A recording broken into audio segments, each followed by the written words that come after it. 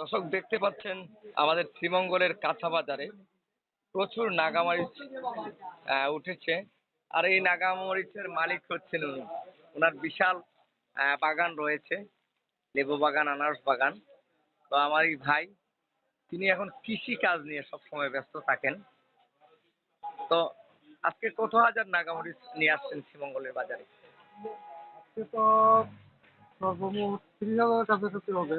30,000? এটা সমস্ত আপনার বাগানের জি নাগামরিচ? জি জি। তো যে আপনি নাগামরিচের যে ফসল করতেছেন, আপনি কেমন উপকৃত এগুলা থেকে? এবার মূলত বর্ষার কারণে এবং অতিরিক্ত খরার কারণে এমনি ফলন কম। না হলে যেরকম আশা করছিলাম এরকম আশানুরূপ ফল পাইনি। তারপরে উপরওয়ালার কাছে খুশি আছি আমি। খুশি আছেন? মোটামুটি যেগুলা খরচ ভালোই হয়েছে। করছিলেন এর চেয়ে লাভবান আছেন? না এত বেশি লাভবান না, মোটামুটি মোটামুটি একটা লাভবান আছে। লাভবান আছেন। আচ্ছা, আপনার যে এখানে বাগান, আপনার কত বিঘা জমি? আমাদের এখানে মূলত ওই যে আমরা হ্যাঁ। পূর্বপুরুষের আছে 45 থেকে 50 বিঘা জমি হবে। 45 থেকে 50 বিঘা। ও আচ্ছা আচ্ছা। এই 50 বিঘার মধ্যে আনারস বাগান, এরপরে আপনার নাগামরিচের বাগান, লেবু বাগান, এগুলো সমস্ত কিছু রয়েছে। জি। আচ্ছা। কথা বলছিলাম একজন শ্রীমঙ্গলের বাগান মালিকের সাথে।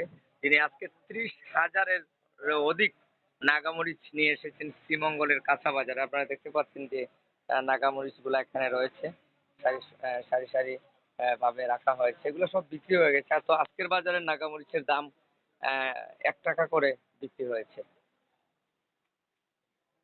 এই যে প্রতিটা বস্তায় নাগামরিচ রয়েছে।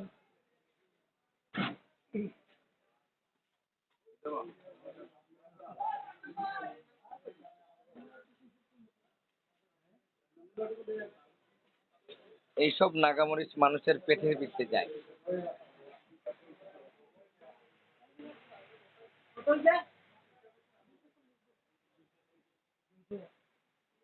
কাঁচা পাকা নাগামরিচ রয়েছে, দেখতে পাচ্ছেন।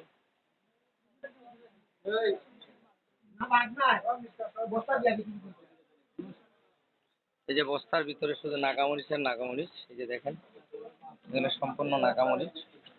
এই যে নাগামরিচ, এই যে সব বস্তার ভিতরে নাগামরিচ।